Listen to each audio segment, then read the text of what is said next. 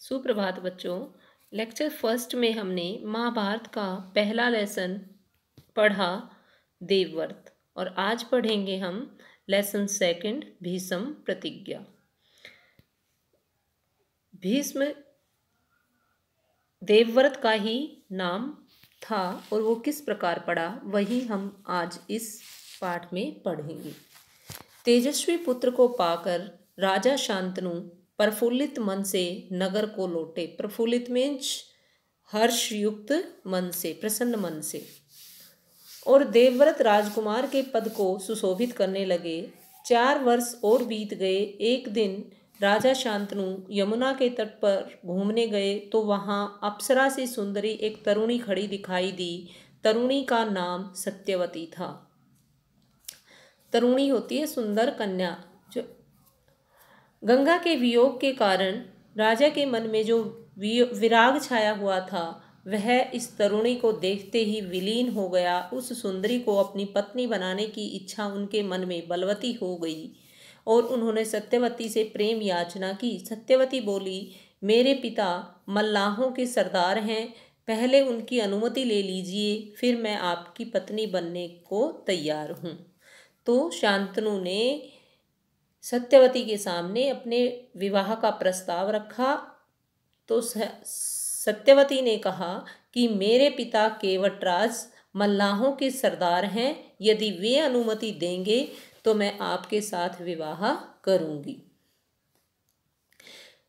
राजा ने कहा केवटराज को कि मैं आपकी कन्या से विवाह करना चाहता हूँ।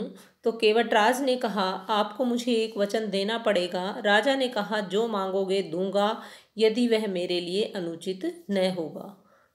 केवटराज बोले आपके बाद हस्तिनापुर के राज सिंहासन पर मेरी लड़की का पुत्र बैठेगा। इस बात का आप मुझे वचन दे सकते हैं। केवटराज की शर्त राजा शांतनु को नागवार लगी, अर्थात सही नहीं लगी। गंगा सुत को छोड़कर, गंगा सुत कौन थे? भीष्म। अन्य किसी को राजगद्दी पर बैठाने की कल्पना तक उन्होंने नहीं की थी। निराश और उद्विग्न मन से वह नगर की ओर लौट आए। किसी से कुछ कह भी न सके, पर चिंता उनके मन को खाए जा रही थी। देवव्रत ने देखा कि उसके पिता मन में कोई चिंता लिए हुए हैं, कोई व्याथा उन्हें दुखी कर रही है।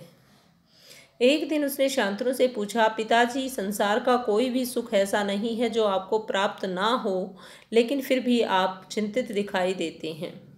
तो शांतनु ने गोलमोल बातें बताई, लेकिन तीव्र बुद्धि देवव्रत ने राजा के सारथी से पूरी पूछताछ की। उस दिन केवटराज से यमुना नदी के किनारे जो भी बात हुई थी, सारथी ने किसको बताई? देवव्रत को, अर्थात भीष्म को।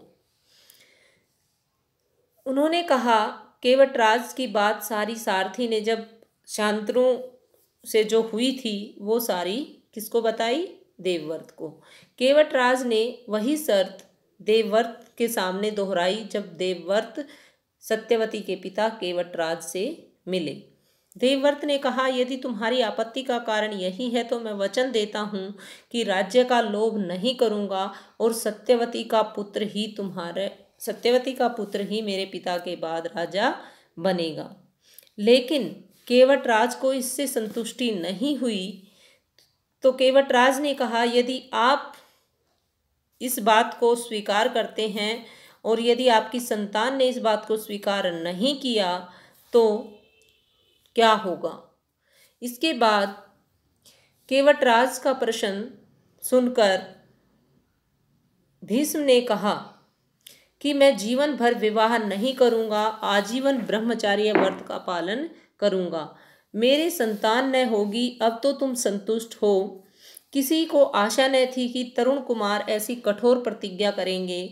देवव्रत ने भयंकर प्रतिज्ञा की थी, इसलिए उस दिन से उसका नाम ही भीष्म पड़ गया।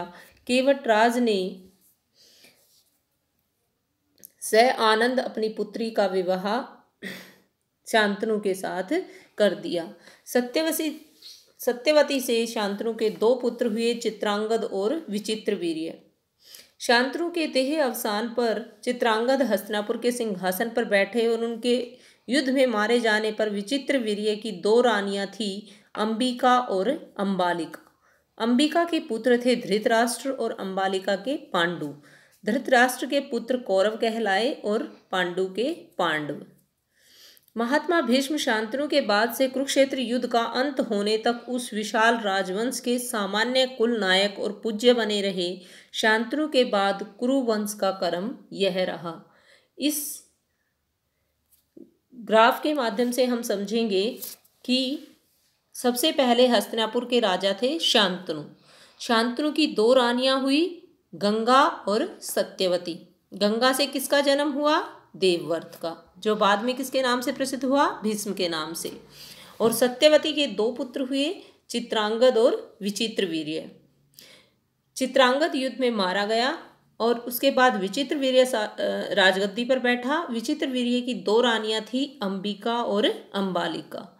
अंबिका से धृतराष्ट्र और अंबालिका से पांडु पैदा हुए। धृतराष्ट्र के पुत्र कौरव कहलाए और पांडु के पुत्र पांडव कहलाए। इसके बाद बच्चों मैं आपको असाइनमेंट दे रही हूँ। उस असाइनमेंट को आपने सोल्व करना है और अपनी नोटबुक में राइट करना है। धन्यवाद। बस उसके बाद है फोटो रेज।